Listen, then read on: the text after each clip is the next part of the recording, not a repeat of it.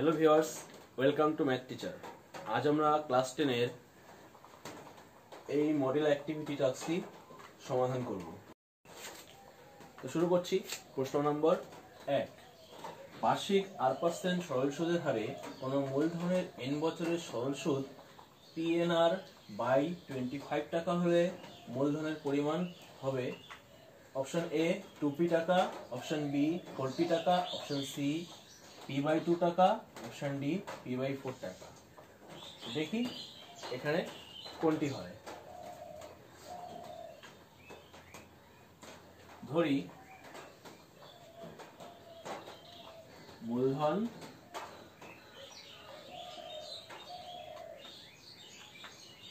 x টাকা, সুতরাং x টাকার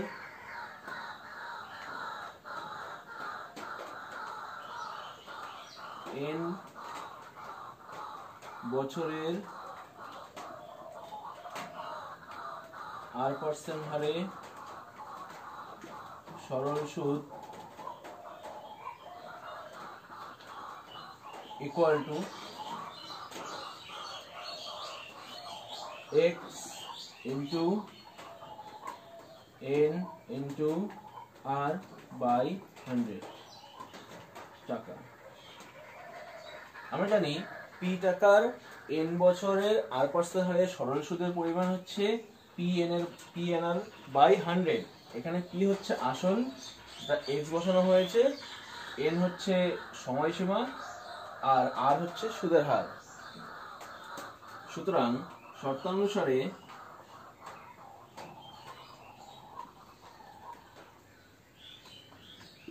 আমরা লিখতে পারবো XNR বাই 100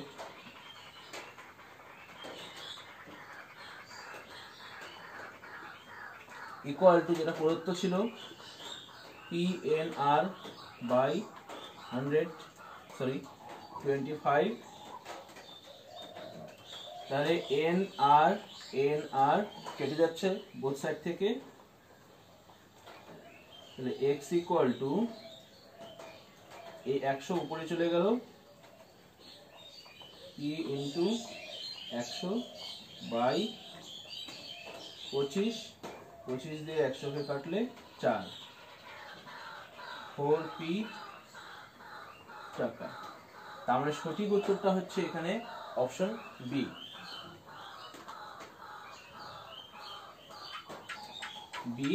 4p টাকা।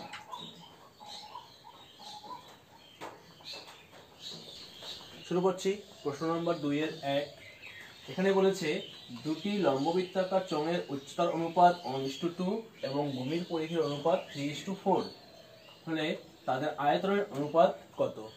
তোমরা দেখতে পাচ্ছ আমি এখানে দুটো চোঙের ছবি রেখেছি, যেখানে এই প্রথম চোঙের উচ্চতা আমি h1 ধরলাম, দ্বিতীয় চোঙের উচ্চতা h2 ধরলাম, এবং প্রথম চোঙের যে ভূমি আছে, মানে এই খোলা মুখটির পরিধি, মানে উপরের পরিধি সমান হবে এখানে এই পরিধি 2πr, এবং পরেরটির যে পরিধি সেটা হচ্ছে 2πr2। এখানে 2πr1, এখানে 2πr2। তো আমি লিখে নিচ্ছি, ধরি প্রথম চোঙের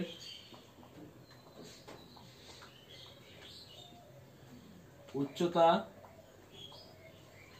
ও ব্যাসার্ধ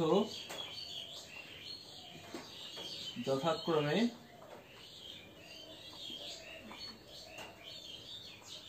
আগে লিখেছি উচ্চতা h1 ও r1।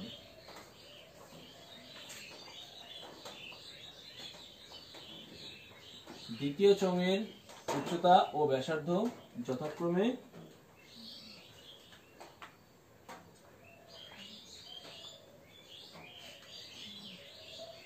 h2 ও r2। সুতরাং বলা হয়েছে প্রথম ও দ্বিতীয় চোঙের উচ্চতার অনুপাত 1:2। সুতরাং আমরা বলতে পারবো h1 by h2 equal two 1/2, এবং তাদের পরিধির অনুপাত মানে 2πr1 by 2 pi r2 equal to 3:4 মানে 3/4, অর্থাৎ এখানে 2 পাই r1 2 পাই r2 থেকে 2 পাই কেটে যাচ্ছে, r1/r2 ইকুয়াল টু 3/4। এখন প্রশ্নে বলেছে তাদের আয়তনের অনুপাত কত। সুতরাং তাদের আয়তনের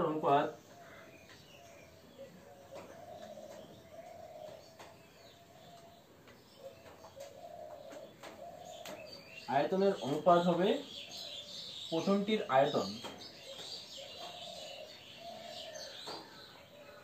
পাই r1 স্কয়ার h1 h2 পাই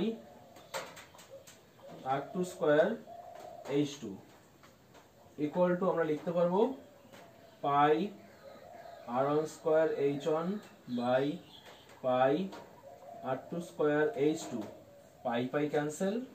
এখানে r1 square by r2 square কে আমরা একবারে লিখতে পারবো r1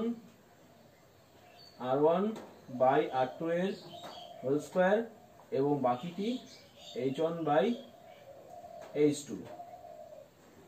তো দেখা যাচ্ছে r1 বাই r2 যার ভ্যালু আমরা আগের থেকে পেয়েছি 3/4, তো এখানে আমি লিখতে পাচ্ছি 3/4 এর হোল স্কয়ার এবং h1 by h2 equal two 1/2। তো এখান থেকে আমরা পাবো 3 স্কয়ার মানে 9 ইন্টু 1 উপরে 9 এবং নিচে পাবো 4 স্কয়ার মানে 16 তার সঙ্গে 2 32।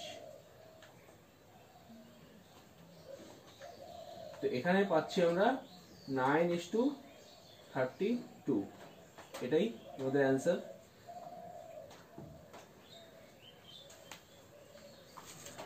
শুরু করছি প্রশ্ন নম্বর 2 এর 2। এই প্রশ্নে বলেছে একটি বৃত্তের দুটি যা এবি ও এসি পরস্পর লম্ব, AB equal to 4 centimetre, AC equal to 3 centimetre হলে বৃত্তটির ব্যাসার্ধের দৈর্ঘ্য নির্ণয় করো। তো তোমরা দেখতে পাচ্ছ আমি এখানে একটা ছবি ড্রয়িং করেছি যেখানে এবি এবং এসি দুটি পরস্পর লম্ব, যা এটা 90 ডিগ্রিতে আছে। এখন আমাদের যেটা করতে হবে বি ও সি যুক্ত করে দিতে হবে। বি ও সি যুক্ত করলে এখানে যে ত্রিভুজটি আসবে সেটি হবে একটি অর্ধবৃত্তস্থ ত্রিভুজ, কারণ আমরা একটা উপপাদ্যে শিখেছি যে অর্ধবৃত্তস্থ ত্রিভুজের কোণটি একটি সমকোণ উৎপন্ন হয়, পরিধির সঙ্গে যে কোণটি উৎপন্ন করে সেটি একটি সমকোণ হয়। তো এই উপপাদ্য অনুযায়ী এটা যদি 90 ডিগ্রি হয় তাহলে এটি এবিসি একটি অর্ধবৃত্তস্থ ত্রিভুজ, যার বিসি হবে একটি অতিভুজ এবং এই বিসি হবে অর্ধবৃত্তস্থ ত্রিভুজের নিয়ম অনুযায়ী বিসি হবে এই বৃত্তের একটি ব্যাস। তো সমাধানটি দাঁড়াচ্ছে প্রদত্ত এবি ইকুয়াল টু 4 সেমি, এসি ইকুয়াল টু 3 সেমি, অর্ধবৃত্তস্থ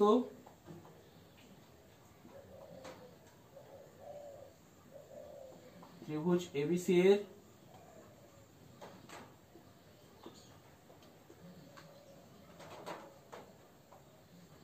BC square equal to AB square plus AC square, যেখানে এবি স্কয়ার হবে 4 স্কয়ার, এসি স্কয়ার হবে 3 স্কয়ার, অর্থাৎ 16 প্লাস 9 ইকুয়াল টু 25। সুতরাং BC equal to √25 equal to 5 সেমি। বিসি হচ্ছে এই বৃত্তের একটি ব্যাস, সুতরাং বৃত্তের ব্যাসার্ধ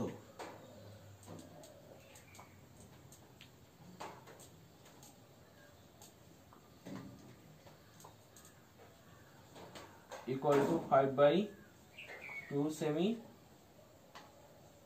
2.5 সেমি। কোশ্চেন নাম্বার 3, কোনো মূলধনের 2 বছরের সরল সুদ ও চক্রবৃদ্ধি সুদ যথাক্রমে 8,400 টাকা ও 8,652 টাকা হলে মূলধন ও বার্ষিক সুদের হার নির্ণয় করো। তো এই বিষয়টি সমাধান করার জন্য আমরা প্রথমেই মূলধন ও বার্ষিক সুদের হারটি ধরে নিচ্ছি। আর এখানে দেওয়া আছে 2 বছরের জন্য।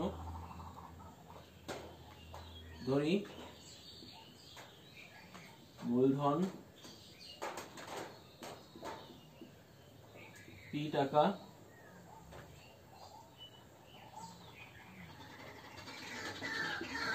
বার্ষিক সুদের হার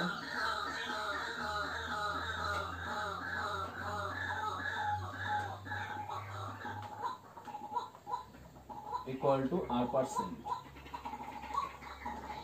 সুতরাং 2 বছরের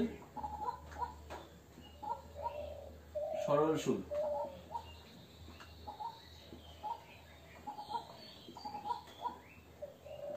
ইকুয়াল টু, আমরা জানি সূত্র T/R/100 হয়। এখানে T হচ্ছে সময়, মানে 2 বছর, P × 2 × R/100 টাকা। অর্থাৎ আমরা যদি 2 এর সঙ্গে এটা কেটে দেই তাহলে পাচ্ছি 50 PR/50 টাকা। সুতরাং শর্তানুসারে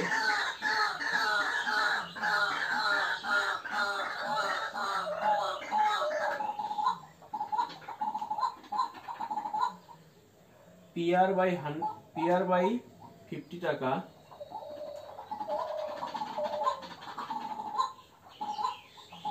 ইকুয়াল টু হচ্ছে 8,400।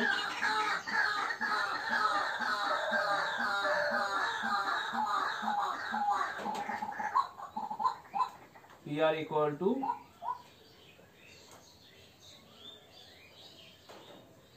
8,400 into 50। এটা এখন ক্যালকুলেশন না করলেও চলবে, কারণ পরবর্তী আমাদের আরো একটি সমীকরণ হিসেব করতে হবে।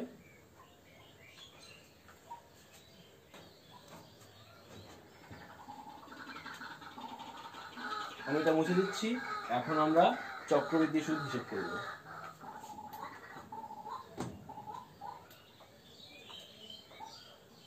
আমি এই অ্যামাউন্টটি ডান দিকে লিখে রাখছি।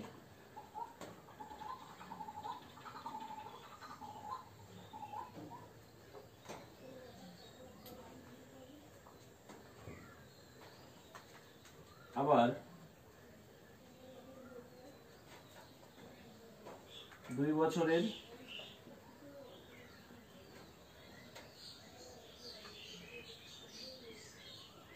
সমূল চক্রবৃদ্ধি equal to P into 1 plus R/100 to the power 2। এটা হচ্ছে আমাদের 2 বছরের সমূল চক্রবৃদ্ধি। এখান থেকে শুধু সুদ বের করার জন্য আমাকে আসল বিয়োগ করে দিতে হবে। সুতরাং 2 বছরের চক্রবৃদ্ধি সুদ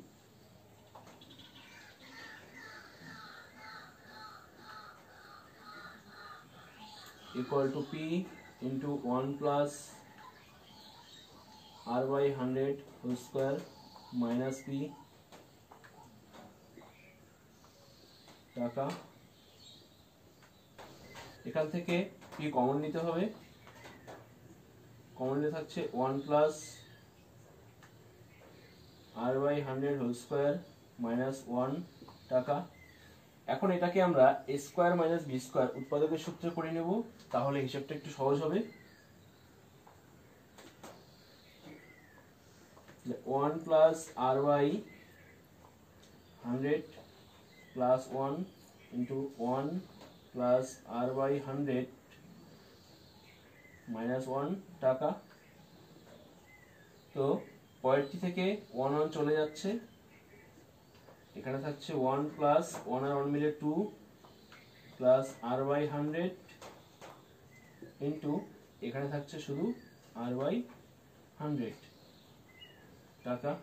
আমি একটু সাজিয়ে লিখছি, PR/100 ইন্টু 2 প্লাস r/100 টাকা। সুতরাং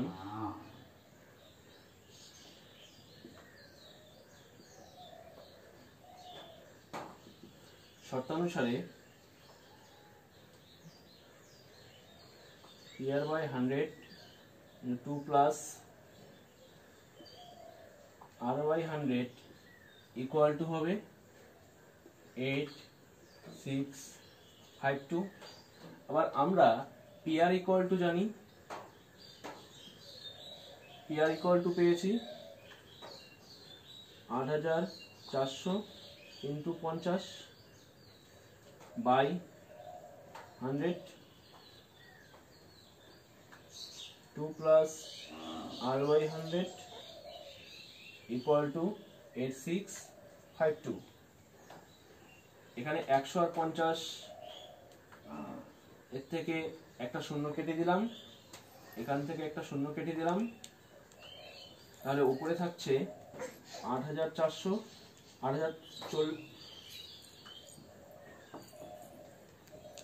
তাহলে উপরে থাকছে 840 into 5 into 2 plus r/100 equal to 8652। বা এখান থেকে আমরা r এর মান পাবো, তাই এই রাশিটাকে সমান সমানে ডান পক্ষে নিয়ে যাব।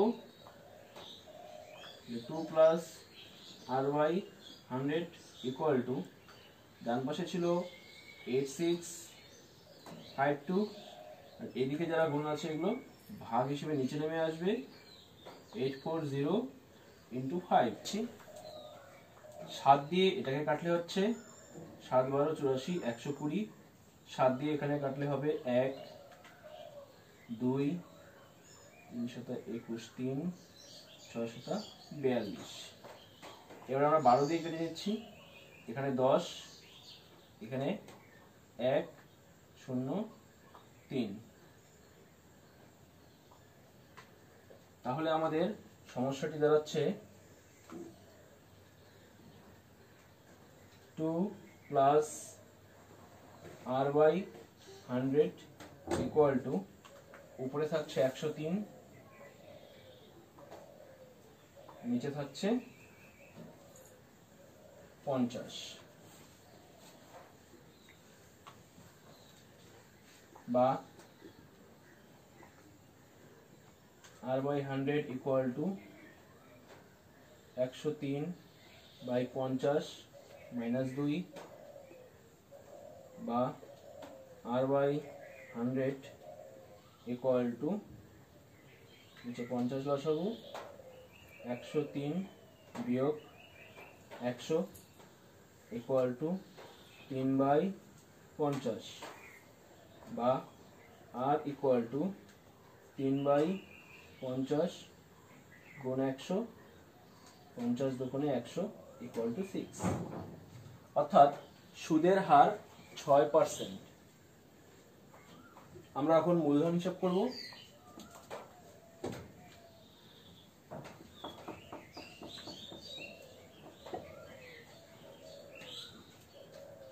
আবার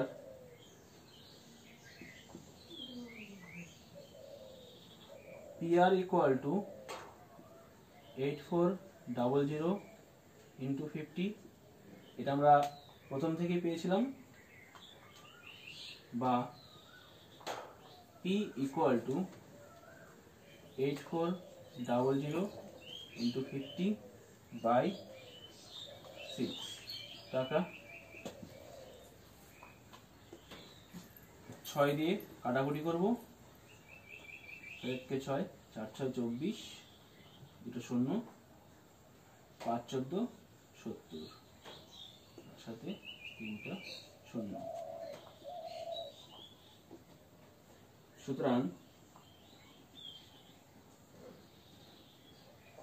আসল 70,000 টাকা, সুদের হার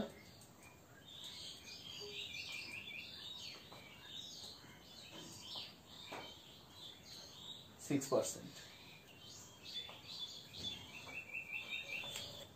কোশ্চেন নাম্বার 4, এখানে বলা হয়েছে যদি ax square plus bx plus c equal to 0 দ্বিঘাত সমীকরণের বীজদ্বয়ের অনুপাত 1:r হয়, তবে দেখাও যে r plus 1 whole square by r equal to b square by ac।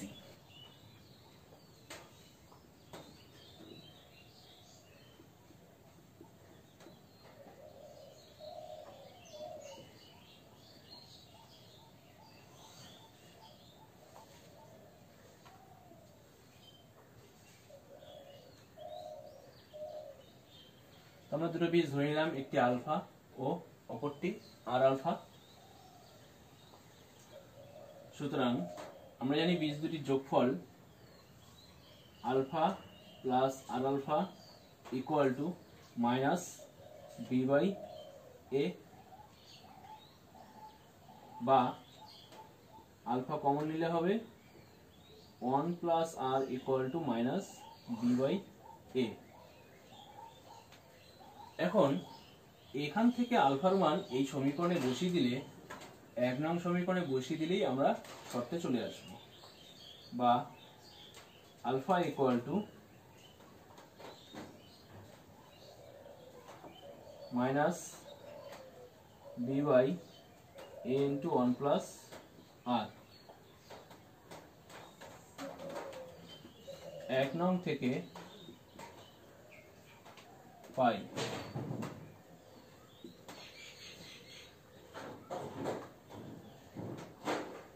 a into x এর মান যদি আমি এই পুরোটা বসিয়ে দিই, কারণ এই সমীকরণের একটি বীজ যদি আলফা হয় তাহলে এই আলফার মানটা এই সমীকরণকে সিদ্ধ করবে, অর্থাৎ এক্স এর জায়গায় আমি আলফার মান বসাতে পারবো।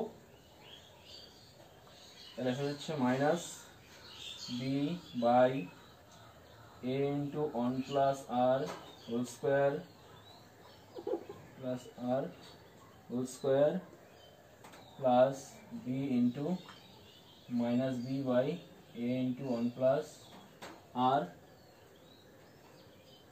plus c equal to 0, বা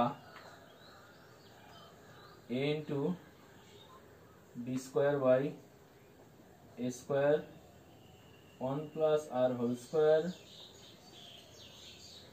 minus plus minus হয়ে যাচ্ছে b square by a into 1 plus r plus c equal to 0।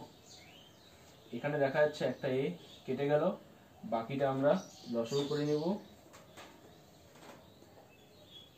a into 1 plus r whole square লসাগু করলে উপরে আসবে বি স্কয়ার, এবং এখানে a into 1 plus whole square ছিল, এখানে a ইন্টু 1 প্লাস আর, এখানে বি স্কয়ারের সাথে গুণ হয়ে যাচ্ছে 1 প্লাস আর,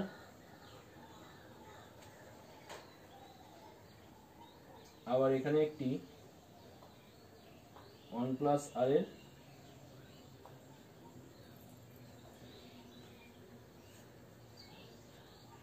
আমরা এই সি কে ডান পক্ষে নিয়ে আসলাম।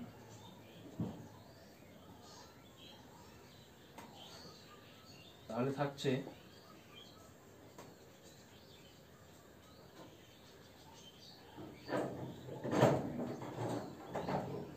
B square minus b square minus b square r, এটাকে বর্গমূল করে ওই পাশে নিয়ে যাচ্ছি, minus c into a into 1 plus R whole square. এখানে বি স্কয়ার চলে গেল, বা minus b square r equal to minus a c 1 plus R whole square. তাহলে minus minus cancel,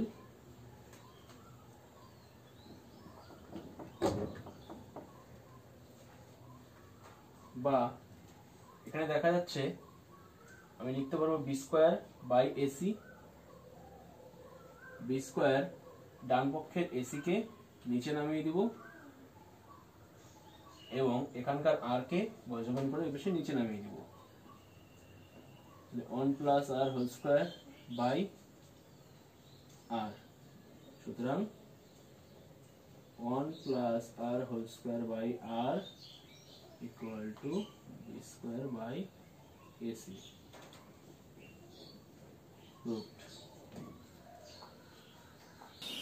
question number 4 এর প্রবলেমটি আরেকটি সহজ পদ্ধতিতে অনেক সহজে করা যাবে। যেমন প্রদত্ত সমীকরণটি ax square plus bx plus c equal to 0। সমীকরণে এটি 1 নাম্বার দিলাম। সমীকরণের বীজদ্বয়ের অনুপাত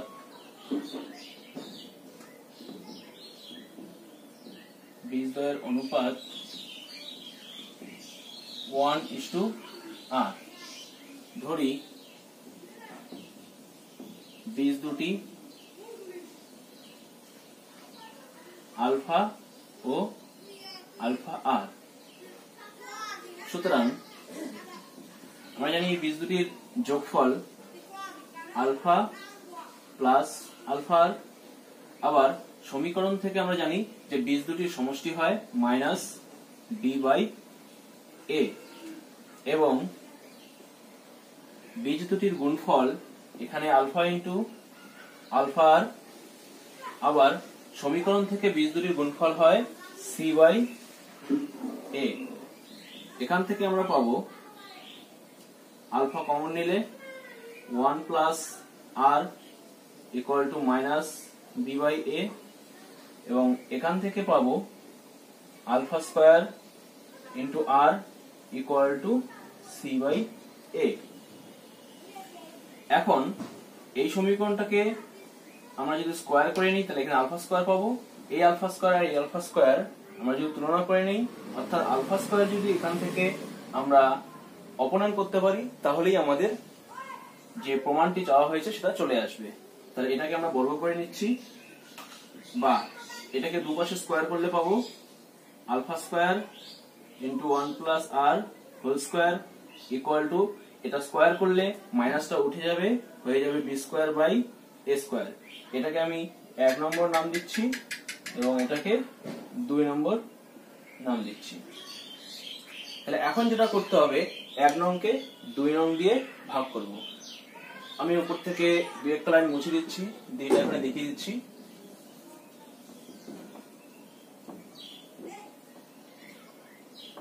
তো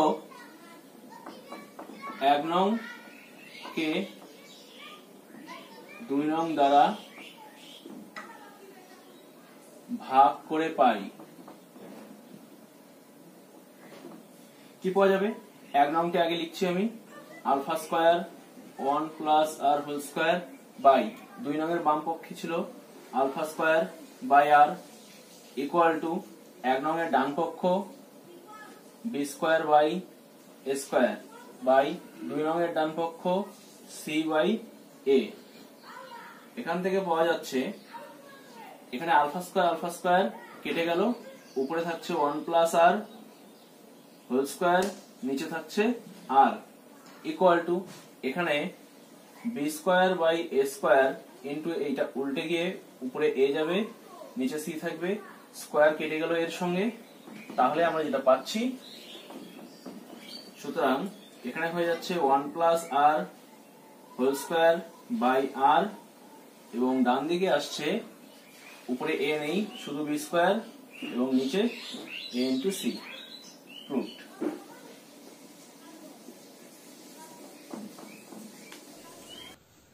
কোশ্চেন নাম্বার 5, এখানে প্রমাণ করতে বলেছে যে ব্যাস নয় এরূপ কোনো একটি জ্যাকে যদি বৃত্তের কেন্দ্রগামী কোনো সরলরেখা সমদ্বিখণ্ডিত করে তাহলে ওই সরলরেখা ওই জ্যায়ের উপর লম্ব হবে।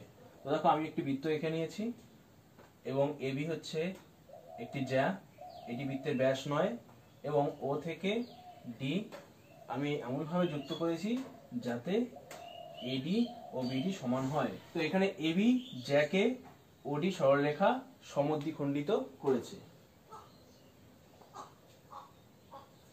তো অঙ্কন করতে হবে কেবলমাত্র ও এ এবং ও বি সরলরেখা দুটি।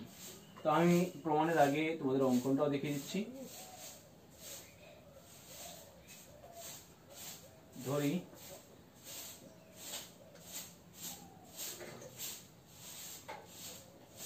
এ বি জ্যাকে ওডি সরলরেখা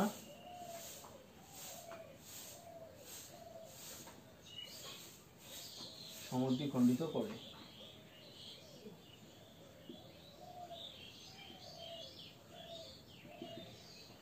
সুতরাং এডি ইকুয়াল টু বিডি এটা প্রদত্ত ছিল।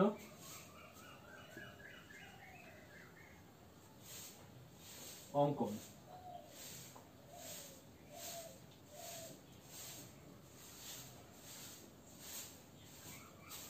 ও এ এবং ও বি যুক্ত করা হলো।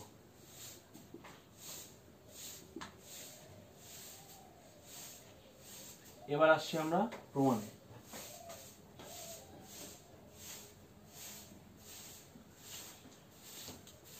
এটা যুক্ত করে দিলাম।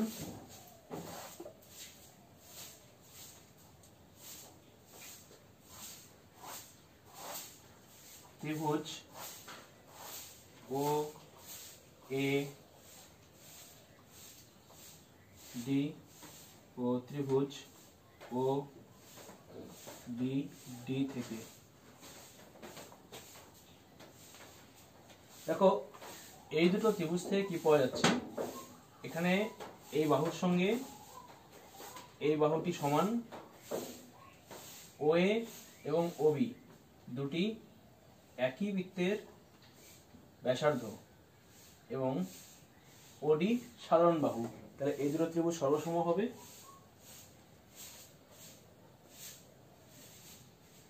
এডি ইকুয়াল টু বিডি এটা প্রদত্ত ছিল।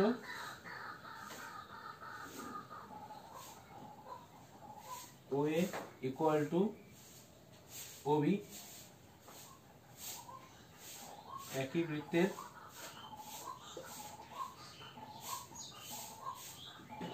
ব্যাসার্ধ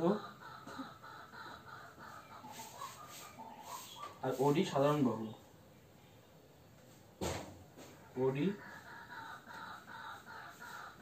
সাধারণ বাহু। সুতরাং আমরা বলতে পারছি এই দুটো ত্রিভুজ সর্বসম। ত্রিভুজ ও এ ডি সর্বসম ত্রিভুজ ও বি ডি। এখন দুটো ত্রিভুজ সর্বসম হয়ে গেলে আমরা বলতে পারবো এই কোণটির সাথে এই কোণটি সমান। সুতরাং কোণ O D A equal to কোণ ও ডি বি।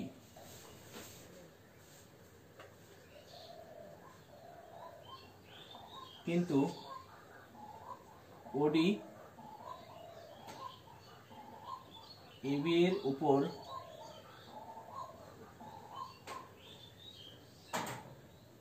দণ্ডায়মান। সুতরাং কোণ ও ডি এ প্লাস কোণ O D B equal to 180 degree, বা ওডি এর জায়গায় আমরা ওডিবি বসিয়ে দিচ্ছি প্লাস কোণ ওডিবি ইকুয়াল টু 180 ডিগ্রি। তাই এখানে দুটো ওডিবি হলো 2 ইন্টু কোণ O D B equal to 180 degree. সুতরাং কোণ O D B equal to 180/2 মানে 90 ডিগ্রি। আমরা জানি ওডিবি আর ওডিএ দুটো সমান ছিল, সুতরাং ODB equal to ODA equal to 90 degree. সুতরাং আমরা বলতে পারবো OD সরলরেখা AB এর উপর লম্ব।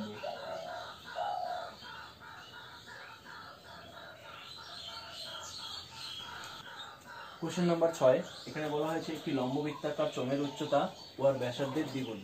যদি উচ্চতা 6 গুণ হতো তবে চোঙটির আয়তন 539 ঘন ডেসিমিটার বেশি হতো। চোঙটির উচ্চতা কত? তো এখানে চোঙের উচ্চতা ব্যাসার্ধের দ্বিগুণ, তো আমরা ধরি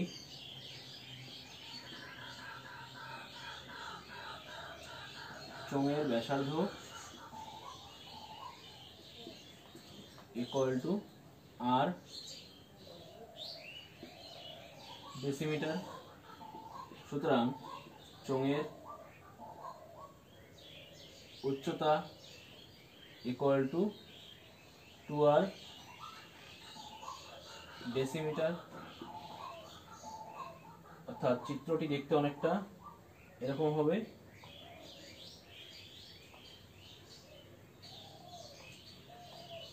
ব্যাসার্ধ r এবং উচ্চতা হবে 2r। সুতরাং আয়তন equal to pi into r square মানে ব্যাসার্ধের স্কোয়ার ইন্টু h বলতে এখানে উচ্চতা 2r equal to 2 pi r cube ঘন ডেসি।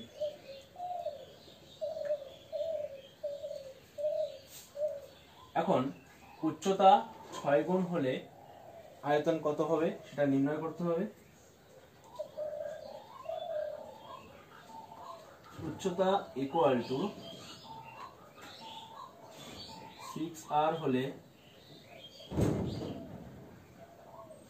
আয়তন ইকুয়াল টু পাই আর হচ্ছে ব্যাসার্ধ এবং উচ্চতা হচ্ছে 6r, মানে এখানে হয়ে যাচ্ছে 6 পাই r কিউব ঘন ডেসিমিটার। তাহলে উচ্চতা 6r হলে আয়তন হতো 6 পাই r কিউব এবং উচ্চতা যদি দ্বিগুণ থাকতো তাহলে আয়তন হতো 2 পাই r কিউব। শর্তানুসারে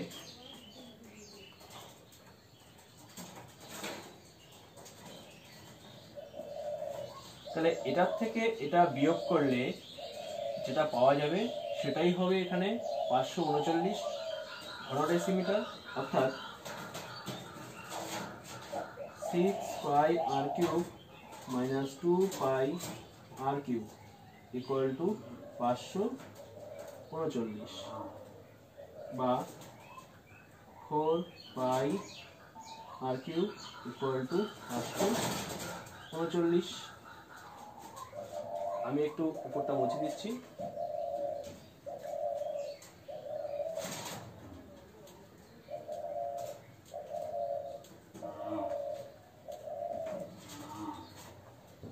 তাহলে